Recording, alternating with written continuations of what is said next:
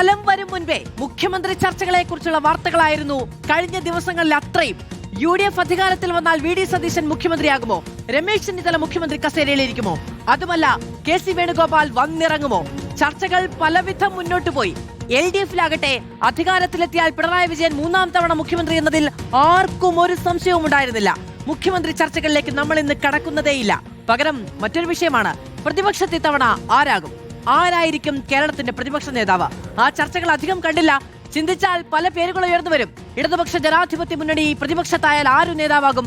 ഐക്യ ജനാധിപത്യ മുന്നണി പ്രതിപക്ഷത്തായാൽ നേതാവ് ആരാകും? നോക്കാം നമുക്ക് വിശദമായി. ആദ്യം നമ്മൾ പോകുന്നത് ഇടതുപക്ഷത്തേക്കാണ്. 3ാം വട്ടം അധികാരം ഉറപ്പെന്ന് പറയുന്ന LDF അഥവാ പ്രതിപക്ഷത്തായി പോയാൽ പ്രതിപക്ഷ നേതാവാകാൻ സാധ്യതയുള്ള നേതാക്കൾ ആരൊക്കെയെന്ന് നോക്കാം. നമ്മുടെ മുന്നിലേക്ക് പിണറായി വിജയൻ വരികയാണ്. നമുക്കറിയാവുന്നതാണ്, 26 വയസ്സ് മുതൽ നിയമസഭാ ജീവിതം തുടങ്ങിയ ആളാണ് പിണറായി വിജയൻ. എത്രയോ കാലം പാർട്ടി സെക്രട്ടറിയായി നിന്നു. 2 തവണ കേരളത്തിന്റെ മുഖ്യമന്ത്രിയായ ഈ രാഷ്ട്രീയ അധികായൻ ഇനി അഥവാ LDF പ്രതിപക്ഷത്തേക്ക് വരികയാണെങ്കിൽ പ്രതിപക്ഷ നേതാവായി തുടരുമോ, അതോ ഒരു സാധാ MLA ആയി നിയമസഭയിൽ തുടരുമോ എന്നുള്ളത് ഒരു കൗതുക കാഴ്ചയല്ലേ? പിണറായി വിജയൻ കേരളത്തിന്റെ പ്രതിപക്ഷ നേതാവാകും എന്നൊരു ചിന്ത നമുക്കുണ്ടോ? കേരള രാഷ്ട്രീയം അങ്ങനെ ചർച്ച ചെയ്യുന്നുണ്ടോ? ഇനി നോക്കൂ, അടുത്ത നേതാവ് ഇനി അഥവാ ഞാൻ പ്രതിപക്ഷ നേതാവാകാനില്ല എന്ന മുഖ്യമന്ത്രി പിണറായി വിജയൻ പറയുകയാണെങ്കിൽ നോക്കൂ പ്രിയ പ്രേക്ഷകരെ, ഇതൊക്കെ നമ്മളൊരു സാധ്യത പരീക്ഷിക്കുന്നതാണ് കേട്ടോ. UDF-മായി ബന്ധപ്പെട്ട മുഖ്യമന്ത്രി ചർച്ചകൾ ഉണ്ടാകുമ്പോൾ അവർ ജയിച്ചാൽ എന്നുള്ളതാണല്ലോ. LDF-മായി ബന്ധപ്പെട്ട് മുഖ്യമന്ത്രി ചർച്ചകൾ ഉണ്ടാകുമ്പോൾ അവർ ജയിച്ചാൽ എന്നുള്ളതാണല്ലോ. രണ്ടുപേരും പ്രതിപക്ഷത്ത് വരികയാണെങ്കിൽ ആരായിരിക്കും നേതാവ് എന്നൊരു ചർച്ചയുണ്ടാവില്ലേ? രണ്ടാമൻ P. രാജീവ് ദീർഘകാലം രാജ്യസഭാംഗമായി നിന്ന SFI DYFI കാലത്തിനൊക്കെ ശേഷം, ദേശാഭിമാനി കാലത്തിനൊക്കെ ശേഷം, സംസ്ഥാന സമിതി അംഗമായതിനു ശേഷം, ജില്ലാ സെക്രട്ടറി ആയതിനു ശേഷം P. രാജീവ് നിയമസഭയിലേക്ക് വരികയും മന്ത്രിയാവുകയും ചെയ്തു. ഒരു പക്ഷേ LDF പ്രതിപക്ഷത്താണെങ്കിൽ P. രാജീവ് പ്രതിപക്ഷ നേതാവായി വരുമോ? എന്താണ് നമുക്ക് തോന്നുന്നത്? ഇനി പിണറായി വിജയനും P. രാജീവും അല്ലെങ്കിൽ മൂന്നാമതാരായിരിക്കും? ഇവരൊന്നും ഒരു ഓർഡറിലല്ല കേട്ടോ, മറ്റുള്ളവർ എന്നേ പരിഗണിക്കുന്നുള്ളൂ. അടുത്തതായി ആരെയാണ് നമ്മൾ പരിശോധിക്കുന്നത്? KN ബാലഗോപാൽ. കേരളത്തിന്റെ ധനമന്ത്രിയായ KN ബാലഗോപാൽ SFIയുടെയും DYFIയുടെയും ഒക്കെ ദേശീയ നേതൃത്വത്തിൽ പയറ്റി തെളിഞ്ഞ രാഷ്ട്രീയ നേതാവാണ്. അദ്ദേഹം നിർണായകമായ സമരങ്ങളുടെ കാലത്തൊക്കെ SFIയുടെ ഏറ്റവും പ്രധാനപ്പെട്ട പോസ്റ്റുകളിലിരുന്ന ഒരാളാണ്. KN ബാലഗോപാൽ യഥാർത്ഥത്തിൽ ഒരു അൺസങ് ഹീറോ എന്ന് നമുക്ക് പറയാം. കേരളത്തിൽ വലിയ സാമ്പത്തിക പ്രതിസന്ധിക്കുള്ള എല്ലാ സാധ്യതകളും ഉണ്ടായിട്ടും ഇക്കാലം അത്രയും നമുക്ക് മുട്ടില്ലാതെ മുന്നോട്ട് പോകാൻ കഴിഞ്ഞത് ദീർഘവീക്ഷണമുള്ള KN ബാലഗോപാലിന്റെ നിലപാടുകളും സാമ്പത്തിക കാഴ്ചപ്പാടുകളാണെന്നത് നമുക്ക് സംശയാതീതമായി പറയാം. ഇനി ഒരു പേരുണ്ട്, KK ശൈലജ. LDF പ്രതിപക്ഷത്താണെങ്കിൽ എത്രയോ കാലം മുഖ്യമന്ത്രി ചർച്ചകളിൽ സജീവമായി കേൾക്കുന്ന ഒരു പേരാണ്. LDF പ്രതിപക്ഷത്താണെങ്കിൽ പ്രതിപക്ഷ നേതാവായി KK ശൈലജ, ഒരു വനിതാ പ്രതിപക്ഷ നേതാവ് കേരളത്തിൽ നിന്ന് ഉണ്ടാകുമോ എന്നുള്ളൊരു ചോദ്യം കൂടി നമുക്കുണ്ടാകില്ലേ? ഇനി അടുത്തത് MB രാജേഷ് ആണ്. തൃത്താലയിൽ നിന്ന് MB രാജേഷ് ജയിച്ചു വരികയാണ് എങ്കിൽ, LDF പ്രതിപക്ഷത്താണ് എങ്കിൽ MB രാജേഷ് കേരളത്തിന്റെ പ്രതിപക്ഷ നേതാവാകുമോ എന്നൊരു ചർച്ചയ്ക്ക് സാധ്യതയില്ലേ?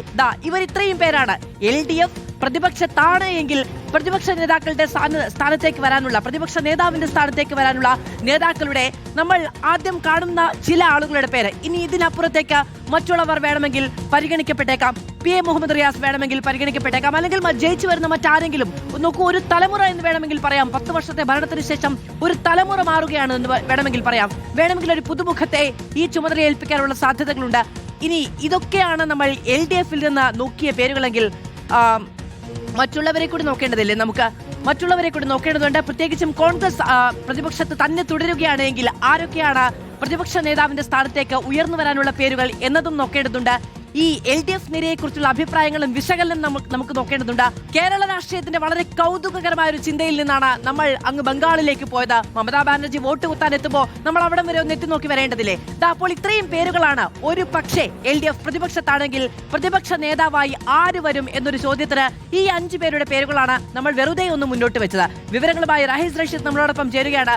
റഹീസ്, ഇനി ആകെ വളരെ കുറച്ച് ദിവസങ്ങൾ മാത്രമേ ഉള്ളൂ. എക്സിറ്റ് പോൾ ഫലം പുറത്തു വരാനാണെങ്കിൽ മിനിറ്റുകൾ മാത്രമേ ബാക്കിയുള്ളൂ. അപ്പോഴാണ് ഒരുപക്ഷെ കേരളത്തിന്റെ മുഖ്യമന്ത്രി ആരെ എന്ന ചർച്ചയിൽ നിന്ന് കേരളത്തിന്റെ അടുത്ത പ്രതിപക്ഷ നേതാവ് ആരായിരിക്കും എന്ന ചർച്ച നമ്മൾ മുന്നോട്ട് വെക്കുന്നത്. LDF പ്രതിപക്ഷത്ത് വരികയാണെങ്കിൽ ആർക്കായിരിക്കും സാധ്യത?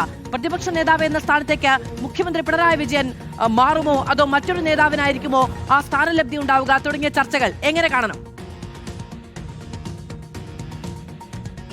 മധു, CPIM-നകത്ത് ഇത് സംബന്ധിച്ച പ്രാഥമിക ചർച്ചകൾ പോലും തുടങ്ങിയിട്ടില്ല. എങ്കിലും നേതാക്കളോട് സംസാരിക്കുമ്പോൾ മുഖ്യമന്ത്രി പിണറായി വിജയൻ പ്രതിപക്ഷ നേതാവിന്റെ റോളിലേക്ക് വരാനുള്ള സാധ്യത തീരെയില്ല എന്നാണ് പ്രധാനപ്പെട്ട CPM നേതാക്കളോട് സംസാരിക്കുമ്പോൾ മനസ്സിലാക്കുന്നത്. അതിന് പ്രധാനപ്പെട്ട കാരണം അദ്ദേഹത്തിന്റെ ആരോഗ്യ പ്രശ്നങ്ങളാണ്. മുഖ്യമന്ത്രി എന്ന നിലയിൽ പ്രവർത്തിച്ചതുപോലല്ല പ്രതിപക്ഷ നേതാവിന് കേരളത്തിൽ പ്രവർത്തിക്കേണ്ടി വരിക. എല്ലാ ദിവസവും നിരവധി ഷെഡ്യൂളുകളുള്ള ഒരു തിരക്കുള്ള ഒരാളായിരിക്കും പ്രതിപക്ഷ നേതാവ്. ആ തരത്തിൽ ഓടി നടക്കാൻ മുഖ്യമന്ത്രി പിണറായി വിജയന്റെ ആരോഗ്യം സമ്മതിക്കുന്നില്ല എന്നാണ് നേതാക്കളിൽ പലരും പറയുന്നത്. അതുകൊണ്ട് പ്രതിപക്ഷ നേതാവ് സ്ഥാനത്തേക്ക് മുഖ്യമന്ത്രി വരും എന്ന് പാർട്ടി നേതൃത്വത്തിലുള്ളവർ പോലും കരുതുന്നില്ല. രണ്ടാമത്തെ പരിഗണന കളമശ്ശേരിയിൽ നിന്ന് മത്സരിക്കുന്ന വ്യവസായ മന്ത്രിയായ പി രാജീവിന് തന്നെയാണ്. പക്ഷേ കളമശ്ശേരി CPIM ഉറപ്പായും വിജയിക്കുന്ന സീറ്റുകളുടെ ഗണത്തിൽപ്പെട്ട ഒരു സീറ്റല്ല എന്നത് ഒരു പ്രശ്നമാണ്. അങ്ങനെയാണ് ചിന്തകൾ കൊട്ടാരക്കരയിൽ നിന്ന് മത്സരിക്കുന്ന ധനകാര്യ വകുപ്പ് മന്ത്രി KN ബാലഗോപാലിന്റെ പേരിലേക്ക് പോകുന്നത്. KN ബാലഗോപാൽ അടുത്ത ജനറേഷൻ CPM-ന്റെ നെക്സ്റ്റ് ഫേസായി വരുന്ന ആളുകൾ പി രാജീവും KN ബാലഗോപാലും ആയിരിക്കും എന്ന തരത്തിൽ തന്നെയാണ് പാർട്ടിക്കകത്തെ ചർച്ചകൾ. അത് കഴിഞ്ഞ് വരുന്നത് മൊത്തം 8 സെക്രട്ടേറിയറ്റ് അംഗങ്ങളാണ് തിരഞ്ഞെടുപ്പിൽ LDF-ന് വേണ്ടി മത്സര രംഗത്തേക്കുള്ളത്. ഇതിൽ 4 പേർ കേന്ദ്ര കമ്മിറ്റി അംഗങ്ങളാണ്. അതിൽ പി രാജീവ് ഒപ്പം KN ബാലഗോപാൽ കഴിഞ്ഞാൽ പിന്നെയുള്ള കേന്ദ്ര കമ്മിറ്റി അംഗം KK ശൈലജ ടീച്ചർ പേരാവൂരിൽ മത്സരിക്കുന്നു. അതിനുശേഷം സാധ്യത കൽപ്പിക്കുന്നത് ഏറ്റുമാനൂരിൽ നിന്ന് മത്സരിക്കുന്ന സംസ്ഥാന സെക്രട്ടേറിയറ്റ് അംഗമായ VN വാസുവിന്റെ പേരിനാണെന്ന് നേതാക്കൾ പറയുന്നു. കാരണം MP രാജേഷ് പാർട്ടിയുടെ പരിഗണനയിലുള്ളതാണെങ്കിൽ പോലും പാർട്ടി നേതൃത്വത്തിന്റെ ഹൈറാർക്കി നോക്കുമ്പോൾ സംസ്ഥാന കമ്മിറ്റി അംഗം മാത്രമാണ് MP രാജേഷ് ഉള്ളത്. സംസ്ഥാന കമ്മിറ്റി അംഗത്തെ പിടിച്ച് പ്രതിപക്ഷ നേതാവ് ആക്കിക്കൂടാ എന്നില്ല. പക്ഷേ സാധാരണഗതിയിൽ കേന്ദ്ര കമ്മിറ്റി അംഗങ്ങൾ അല്ലെങ്കിൽ സംസ്ഥാന സെക്രട്ടേറിയറ്റ് അംഗങ്ങൾ പ്രതിപക്ഷ നേതാവ് സ്ഥാനത്തേക്ക് വരുന്നതാണ് ഒരു രീതി. അത് വെച്ച് നോക്കുമ്പോൾ VN വാസവനും സാധ്യത കൽപ്പിക്കുന്നു. പിന്നീട് മത്സരിക്കുന്ന സംസ്ഥാന സെക്രട്ടേറിയറ്റ് അംഗങ്ങൾ TP രാമകൃഷ്ണനാണ്. അദ്ദേഹം കേന്ദ്ര കമ്മിറ്റി അംഗമാണ്. പക്ഷേ LDF കൺവീനർ എന്ന നിലയിൽ പ്രതിപക്ഷ നേതൃസ്ഥാനത്തേക്ക് അദ്ദേഹത്തെ പരിഗണിക്കാൻ തീരെ സാധ്യതയില്ല. PA മുഹമ്മദ് റിയാസ്, സജി ചെറിയാൻ, ഒപ്പം ഉടുമ്പൻചോലയിൽ നിന്ന് മത്സരിക്കുന്ന KK ജയചന്ദ്രൻ എന്നിവരാണ് സംസ്ഥാന സെക്രട്ടേറിയറ്റിൽ നിന്ന് മത്സരിക്കുന്ന ആളുകൾ. എന്തായാലും അപ്പോൾ ഈ 5 പേരിൽ മാത്രം ഒതുങ്ങി നിൽക്കുന്നതല്ല ആ പട്ടിക എന്നുള്ളതാണ് റഹീസും പറയുന്നത്. മുഖ്യമന്ത്രി പിണറായി വിജയൻ LDF പ്രതിപക്ഷത്തേക്ക് വരികയാണ് എങ്കിൽ പ്രതിപക്ഷ നേതാവാകാനുള്ള സാധ്യത വളരെ കുറവ് എന്ന് തന്നെയാണ് പാർട്ടിയുടെ നേതാക്കളടക്കം പറയുകയും ചെയ്യുന്നത്. അപ്പോൾ പിണറായി വിജയൻ ഒരുപക്ഷെ ആ സ്ഥാനത്തേക്ക് വരാനുള്ള സാധ്യത വളരെ കുറവാണ്.